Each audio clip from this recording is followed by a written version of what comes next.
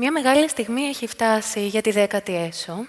Στη σκηνή έχουμε κοντά μας τον Peter Murray, Curator-in-Chief της New London Architecture, σύμβουλο του Δημάρχου του Λονδίνου και βραβευμένο με όποιοι μεταξύ άλλων. Ο Peter Murray θα συντονίσει το πάνελ που αφιερώνεται στην πολιτιστική κληρονομιά με τον Σάντερ Φερμούλεν από το Άμστερνταμ και τη Μαρία Λαγκαρίτα από τη Μαδρίτη. Welcome, Peter. Thank you very much.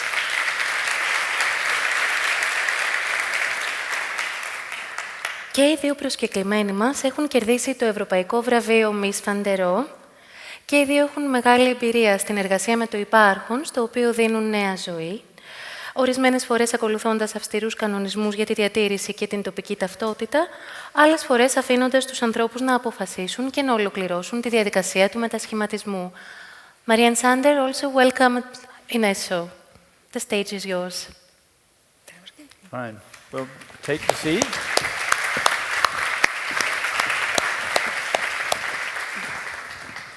Well, we're looking forward to an interesting discussion now about cultural heritage. As you heard, I run New London Architecture in London, obviously.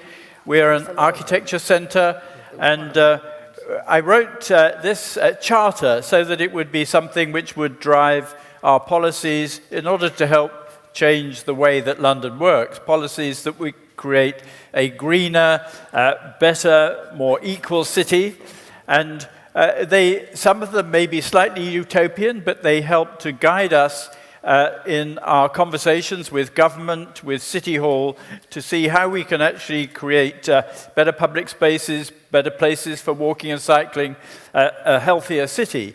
Our motto is to bring people together to create a better city, and those sort of discussions are really important if we're going to have a single view of how we create the city that we want to live in.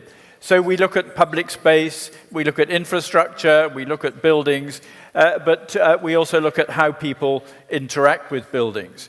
And this allows us to engage with local communities, the local authorities, with City Hall, but also all the professions that actually go to deliver the buildings, the spaces, the places, and the infrastructure which make up the city.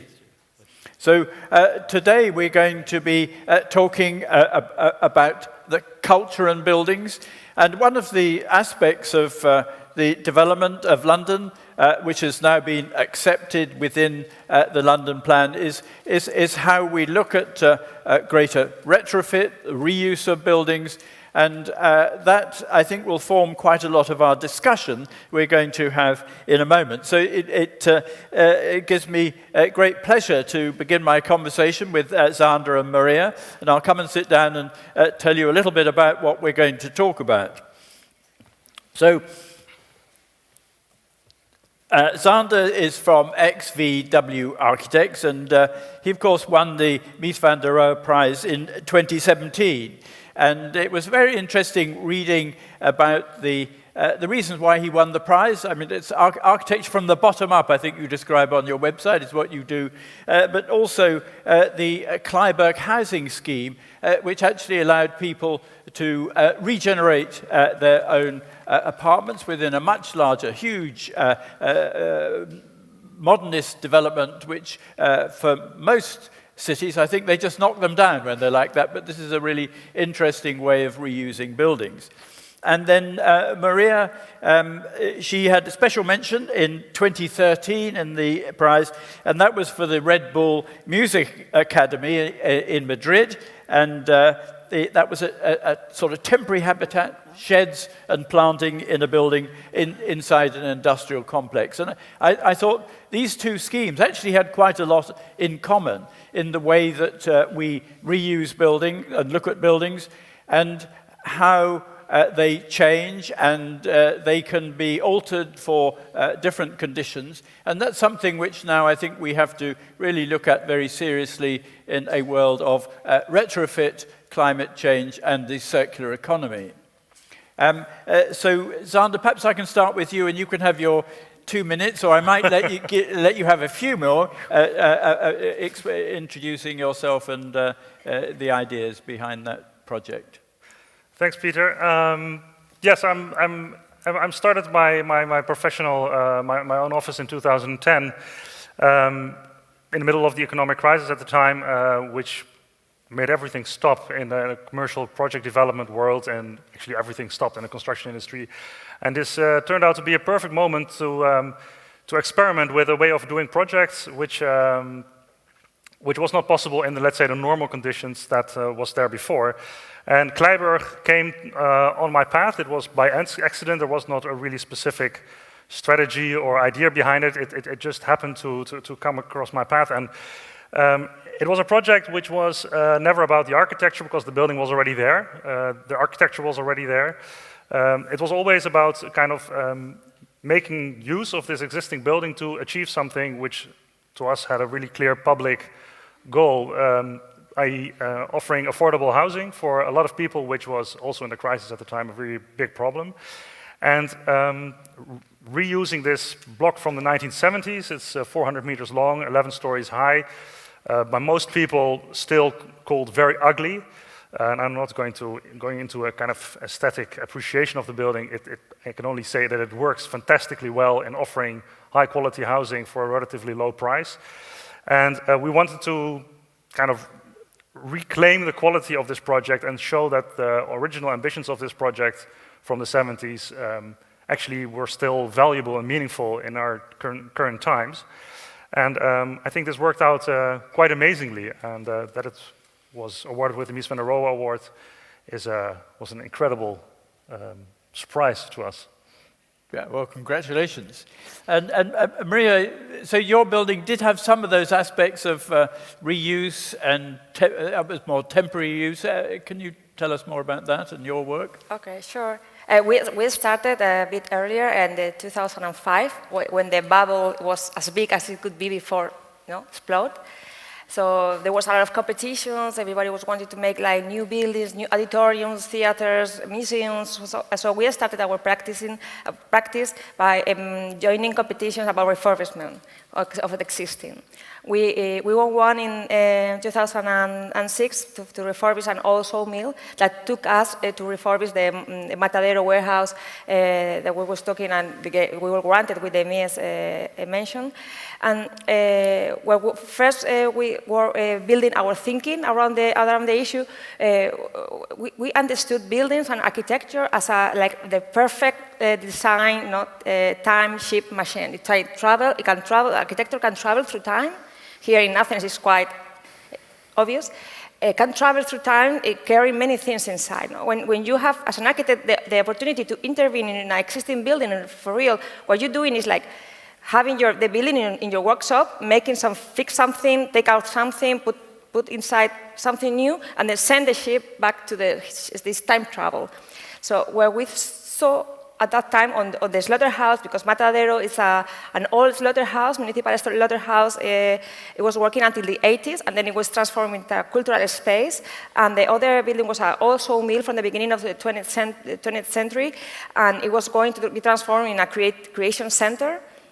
So what we first thought that those two spaces were incredible, well-designed workspaces. They were designed for people to work and make windows, or to make some sticks and meat out of animals. But they were incredible, high-quality spaces for people to work, ordinary works. So what we thought it was worth it to keep in the ship is the space. So in order to keep it, or to make the space visible after our intervention, a transformation, a refurbishment, it was to create a parallel material language that could be introduced inside with soft materials, wood, plants, textiles, and so on. So they can make the building useful again, but keeping the space. Very good. Now, this sort of change that we have in cities of reusing buildings, we talk in London, there's a big move towards retrofit, using structures for buildings, but actually there are a lot of older buildings in the city which have always been very flexible. 19th century housing or warehouses are being reused, but sometimes in the case of Maria's project for temporary uses. But now we're moving to a stage where actually, when our subject today is cultural heritage, those pieces of cultural heritage actually have to be actively reused. You can't just reinstate the architecture, you have to find proper uses for them. Is Amsterdam now retrofitting more buildings than it's knocking down, Sander, or what's the policy in It's not a policy that you cannot knock down buildings anymore. Maybe it should have this policy, but I think Amsterdam has been, since the Second World War, has been growing by adding additional kind of layers to the city. Each decade has its own new neighborhoods added to the city. And what you now see is that for the last 10, 15 years, the city is kind of redeveloping from the inside out. The old harbor areas are redeveloping. And in that, the original old warehouses are being reused a lot. And of course, with the issues of climate adaptability and the changes in energy usage and generation in buildings, the entire city needs to be redeveloped in order to get this agenda going for the entire city. And of course, in Holland, we have this magical number now floating around that we should build 1 million houses for 2030, which seems like a huge number, but it's only 13, 40% on top of what we already have. If we want to make the cities work as a whole, the biggest issue we have is working on the existing fabric that is there. So it's going to be the biggest problem, the biggest challenge of the coming decades. And how about Madrid? Well, Madrid has many problems around housing. It's not because of the lack of space. Madrid can grow because it's in the middle of Spain. It could grow, but there's a lot of housing that is not occupied because it doesn't really accomplish what should be a house, a comfortable house, or more important, an affordable house. But there's a lot of housing that is already being built in the economic bubble, but there's not, people doesn't love those houses. They cannot pay it, but at the same time, they don't love it.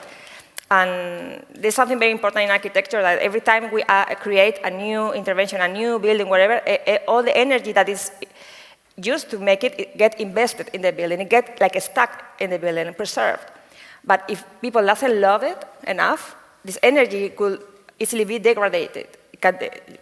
Many times, we tear down buildings just because we don't feel passion anymore about them. No? We need architecture that is able to engage people, to care about this architecture, to love it, them enough to become something with meaning.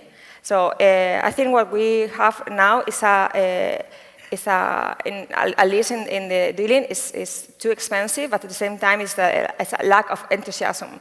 There's like very standard space for standard families, but it doesn't fit anymore to the new requirements. It's not possible to get divorced and share the house, for example. And this is something that is quite common and should be, so there's a lot to do with existing. So how do we deal with retrofit, the need to do all the major changes we have to do to cities in terms of the topic we're talking about? It's about cultural heritage. I mean, that you have a lot of buildings which need major, at least in Britain, major insulation, which sometimes means plastering stuff all over the outside or destroying the inside of the building. How do you actually find that balance? Or do we have to forget sometimes about how we protect the cultural heritage of architecture, even if it's modern architecture? And I find it very interesting that we're talking about the Mies van der Rohe Prize, and I was in Chicago when there were discussions going on about how Mies van der Rohe's ITT building should be renovated. And that, of course, is a large roof with a single glass wall all around it, and is very inefficient from an energy point of view. And actually, it was very difficult to come up with solutions that would both protect the architecture of Mies van der Rohe, but also make it a building fit for the 21st century. So there are lots of issues, aren't there, that maybe we have to change our balance between how we actually use buildings, how we allow them to change. Well, I think so, and I think it's very convenient that not all the buildings in the city are designed by Mies van der Rohe, so we don't have that issue with all buildings. I think the buildings that we've been handed over from the last decades, and I think the production of the 60s and 70s and 80s is maybe kind of the biggest chunk of our cities at the moment. So this is maybe the biggest challenge that we're facing. Many of these buildings, they are the result of a lot of decisions and ambitions of that time. So I would think that we should never take them as absolute objects, which are there in some sort of perfection. They are the result of a lot of decisions. And in our time, in our day, in our age, we have to take new decisions, and we have to see how we can use the result of the decisions that Mev mentioned earlier, how they can still be relevant and meaningful in our contemporary time. And in the case of Kleiburg, we decided that say 85% of the building, the whole upper stories of the building with the housing units, was actually perfect. We literally didn't have to touch it at all, and we could hand them over to the future inhabitants just as they were, without any finishes. We just brought in some central plumbing and heating facilities, but that's all. The only thing that we did need to change was the ground floor zone, in which the building was really connected to the city, or in the original case, didn't really connect. It was just kind of a dead space where building and landscape connected. So in a large part of the buildings, we didn't do anything. We just said, good, also relevant and still meaningful in our contemporary times. But this ground floor, which were kind of really came from the functionist dogmas of the Bijlmermeer, from the neighborhood in which it was built, that is really bad, that's really wrong. We should really change that radically and reprogram it and change it spatially. So that was kind of a nuanced evaluation of what was there, and according actions followed from that. Yeah. And Maria, Centre of Madrid is obviously full of historic buildings of some significance. I mean, what are the sort of policies there in terms of greening older buildings of historical significance? Yeah, the regulation in Madrid just changed last week, in fact, in those terms. Because so far we weren't preserving architecture. We had like three stages of protection. One is like completely non-touched. Then something like have some interest around structure or how the program is organized around it, and we just kept them all the basic stuff. And then the architecture that just give ambience to the street. To remember, no, another ways of living, another Madrilians, no, like we were sharing the same space, but not in the same time. But what we kept of architecture is just one part, in my belief. I believe we just kept the mineral part. When we are preserving the ambience of a city, we just take care. We don't want to change, stones, the glass, the steel, and so on. There's a lot of parts of the city that has been disappeared, and that make those buildings work perfectly for example, in thermodynamics terms. We have missing all the textiles, all the curtains, all the shadows that they was there in the 18th century, in the 17th century, even in the 19th century, and we just didn't include it in our regulation rules. So I think what we should do is like complete it. In order to preserve it, even for more contemporary environmental terms, we should complete it with what is not there that we haven't understood as architecture, but it is architecture. It's just soft architecture made with another set of material language, but this is still architecture. For the same reason, I would say that for the ITT building, Mies van der Rohe building, it should be really nice to merge together again Mies van der Rohe and Lily Guides, and just put some textiles outside of the building. It could be outside and inside of the building. That's something that, for example, Lacaton Basal has reminded us that this is part of architecture. It might be out of the books since the 17th, 19th, 18th century. This is out of the books, but it is still architecture we can claim for. Yeah, no, very good point. So there was a president of the Royal Institute of British Architects who back in the 1970s, when we had an energy crisis rather than the climate crisis, talked about that buildings should be long life, loose fit, low energy. Do you feel, Sander, that that's a methodology you would support, or does it lead to flexible architecture with no real identity, do you think? No, I don't think necessarily. I think these three aspects you mentioned, I think they hint, for at least for me, to, let's say, three layers of a building which have a different lifespan, so the structure has to be open for transformation, but it will stay probably a much longer time than other aspects.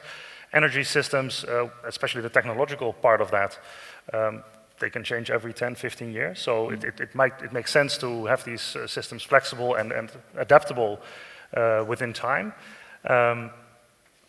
Use of a building doesn't change every day, but it will change over time, but within a bigger structure which stays there. So I think each layer of this building can have its own language and its own quality, and I think that when the structure can have an identity, it will stay, it will root into the city, and the other layers might change over time and add to it, making it a layered whole. Something we did in Kleiburg too. It's the main structure is just literally what was built in the 70s, and then all the rest has been changed in more or less sense. And this makes the building, in one sense, a kind of a refurbishment what was there, but also a completely new building. And I think one of the qualities and identities and characters of a building can be its age. And by just preserving this structure and making it part of a kind of a temporal reading of the city, it will get a character without it being a kind of an expressive, aesthetic statement. Yep. So, Maria, without long life, loose fit, large building, your Red Bull project wouldn't have worked. So what do you feel about that?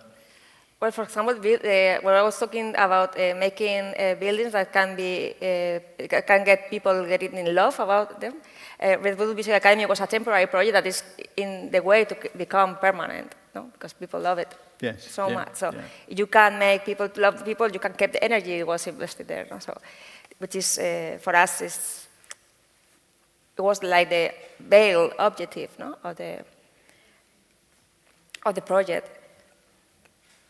So I believe you've read, which I don't think Zada has, a book by Stuart Brand, which was called How Buildings Learn. This was a book written, I think, in the mid-90s, where Stuart Brand, who had been the publisher of the very famous Whole Earth Catalogue back in the 1960s, and is a great supporter of long-termism, ideas around long-termism. He wrote this book which showed how buildings changed over time, and actually, in his view, how they improved and how people became more comfortable with them and enjoyed them. And to a certain extent, as we've been discussing just now, some of the original identity might have been lost, but there was a new identity by the sort of imprint of its occupants. You like that book, I believe. Yeah, for us, this is like a manual how to understand architecture works over time, because architecture works on geological times. We have buildings here in Athens that have been like for 2,000 years or more. No? So for us is absolutely crucial. When we translate it into more domestic understanding in our office, is that once you get a commission, you get like a family of clients. Just one of them is going to pay your fee. But you get clients which are the people that is not here, but it was at that time in the city or in the building. Sometimes you are making a new building, but in an existing context. So there's some responsibility of their legacy on your hands, and you have to deal with it. You have to make possible that this communication, to translate this knowledge or this experience to the person. And you also get clients that are not born yet. So you need to include it in your thinking, how this building is going to be transformed, how an architect 100 years from now is going to receive my spaceship, and what are going to be the rules to transform it. Is it possible? Is it not? Also, clients are. The bunch of clients is getting bigger and bigger. Now we have the non-human clients. No, we have to take care also when we are thinking. Also, for example, now we are trying to create those buildings at the same time. We get the commission, and the client and the promoter is paying for it. We also want to incorporate those plants that are missing around, that some type of insects or birds that used to live there around the area cannot get the food anymore. For example, sometimes there are fruits or flowers that doesn't grow in the winter, but if they are close to a building with some heat, they can be there. So we try all the time to increase our to make our commission more complex. At the same time, more as complex it gets, as easier it is to make a project. So. But we're getting up to time. So, Sander, I mean, well, it's quite interesting when you talk about adaptation of buildings. I'm thinking of, say, high architecture, that you look at buildings by, let's say, David Chipperfield, the Neues Architecture Museum, Neues Museum in Berlin is probably one of his, I think, one of his finest buildings, as he's done very good work also in the Royal Academy in London, which is taking old building but bringing something fresh to it, but nevertheless in context. Can you think of any examples of what you would feel work in that way? I think there are many examples. I think Carlos Scarpa comes to mind also in this in this respect.